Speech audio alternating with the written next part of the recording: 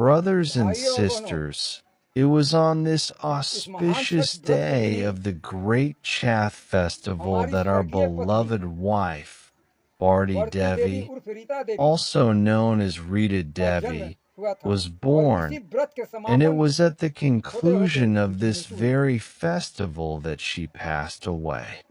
This festival is the mother of all complete fasts and worship. This festival is the mother of all inventions in the entire world. This festival is the one that conquers death. This festival provides a true glimpse of complete miracles. This festival purifies the 5 elements. This festival involves the purification of the entire body, mind, speech, actions, and worship materials, which are completely clean, fresh, and new fruits. This festival purifies the environment in this way. Firstly, the life-giving air in the morning from 3:30 a.m. to 5:30 a.m. is considered Amritvu, nectar-like air, which purifies the life force. And this element is also obtained during sunset in the evening. Secondly, the earth, the place where the devotees perform the fast, is cleaned. Those observing the fast, restless from the heat of the poison, lie down on the earth. This provides them with grounding, energy, and strength from the earth. The body is purified by the earth. Thirdly, one has to remain hungry for 36 hours during this fast. This burns away all the toxins, impurities, insects, and dirt inside the body in that fire. And at various places along the path, fire pits are made, in which valuable herbs, dry wood, and dry coconuts from the forest are offered as oblations.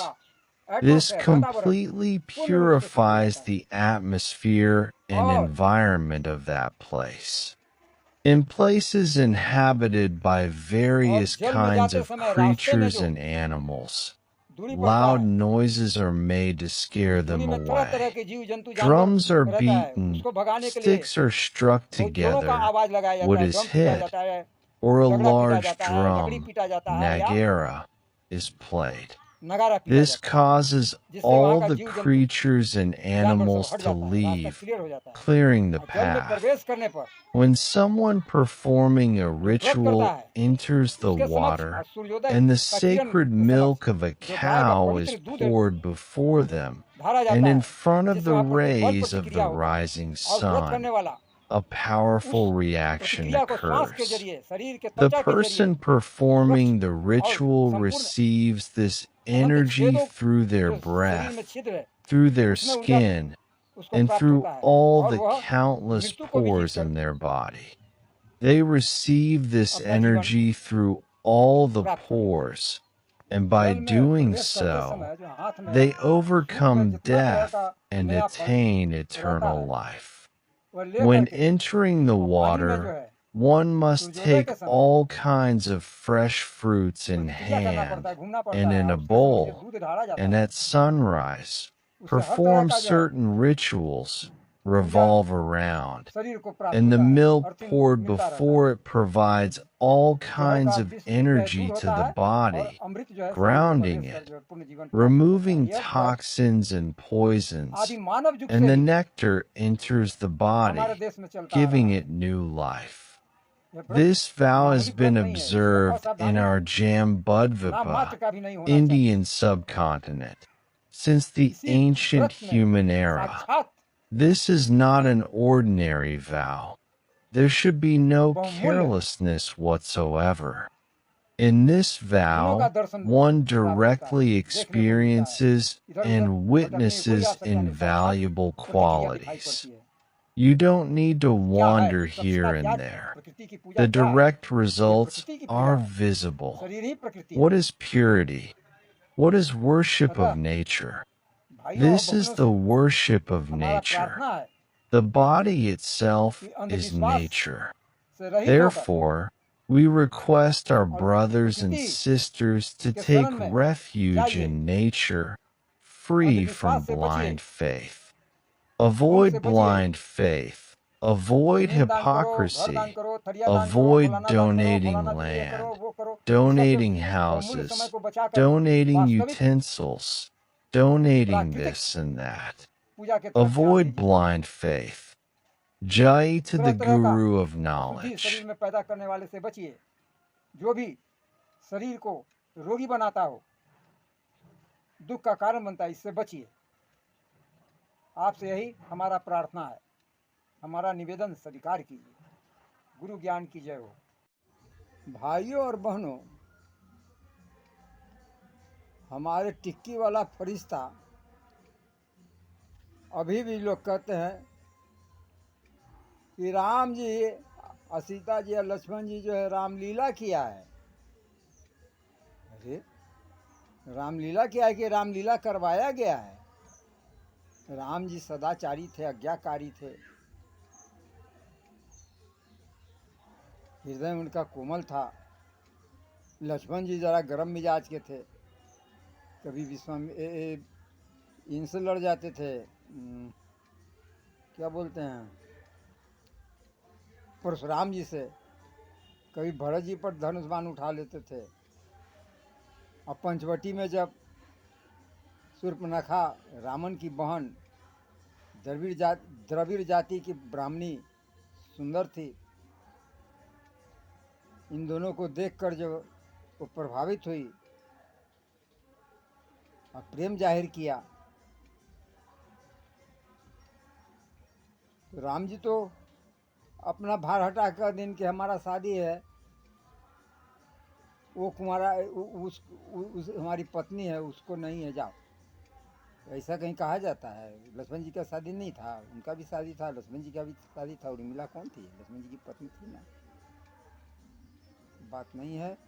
Lakshman जी उन्माद में आकर के, खूबसूरत थी, नखबे काट लिए। क्या स्त्री को जो है पर हाथ उठाना वेद में मना है, उठा दिए। अरे प्रेम जाहिर कर रहे थे तो ये प्रार्थना जाहिर करते। अंगुली माल को जब गौतम बुद्ध अपने बस में बुद्धि से कर लिया, अर्जुन मोहनी बाण मार के पूरा कौरव सेना को सुला दिया, बस में किया, तो इनके पास कोई उपाय नहीं था शूर्पणखा को जो है समझाने का। काट लिया। वारे उन्माद, इनमें ऐसा उन्माद था जिसका परिणाम क्या हुआ? रावण को दुख हुआ।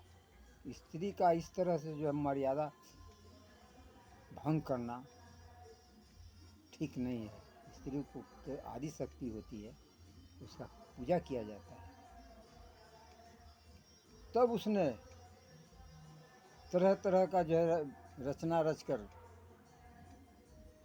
और सीता जी को जो है अपने साथ ले जा करके अशोक वाटिका में बजाप्ता, जिसका वर्णन हम पहले कर चुके हैं, रख दिया। सीता जी को भी शायद दुख हुआ होगा कि शूर्पणखा का नाक नहीं काटा जाए। लक्ष्मण जी से रुष्ट हो गए थे।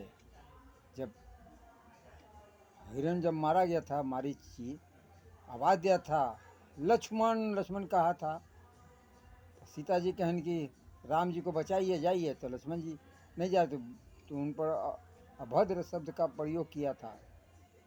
तब लक्ष्मण जी लक्ष्मण रेखा खींचे थे। इसका माने कि सीता जी दुखी थे लक्ष्मण जी से।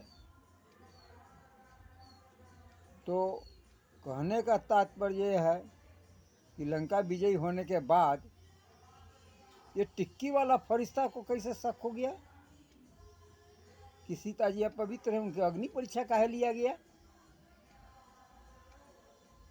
जानता है न था कि सब लगता है कि रामन और सीता सब मिल हुई थी, हो सकता है कि कुछ हो। अग्नि परीक्षा करवा दिया।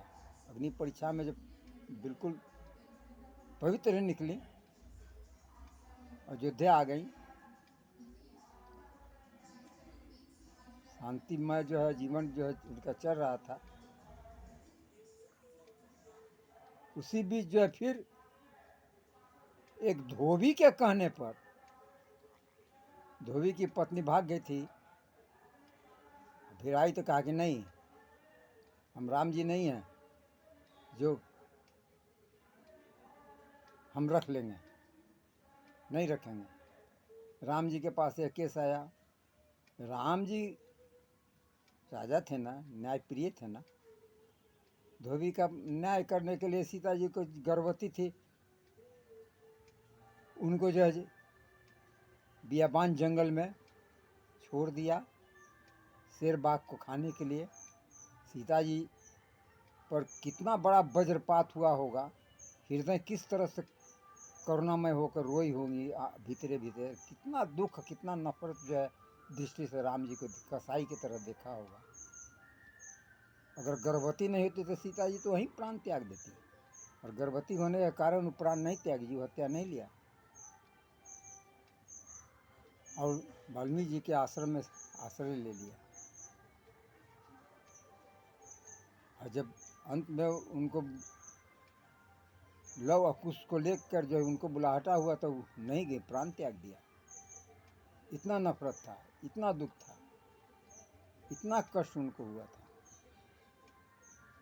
सोचिए कि स्त्री को किस तरह से टिक्की वाला फरिश्ता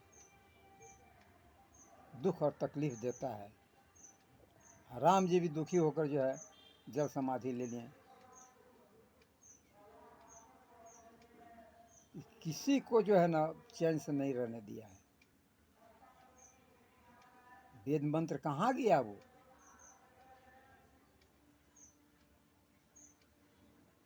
हमारे समझ में आता है कि जितना तमाशा ये सब किया है, दुख दिया है, तकलीफ दिया है स्त्री को, और सब पुरुष को भी तकलीफ हुआ, इसका कारण कौन होता है? टिकी वाला ना होता है। अतः कहने का तात्पर्य है कि स्त्री का किस तरह से पूजा करना चाहिए। स्त्री साक्षात आदि शक्ति है, उसके अस्तित्व, गरिमा, मर्यादा और छवि को कभी भी ठेस नहीं पहुंचना चाहिए। यही हमारा प्रार्थना है। जय गुरु ज्ञान की।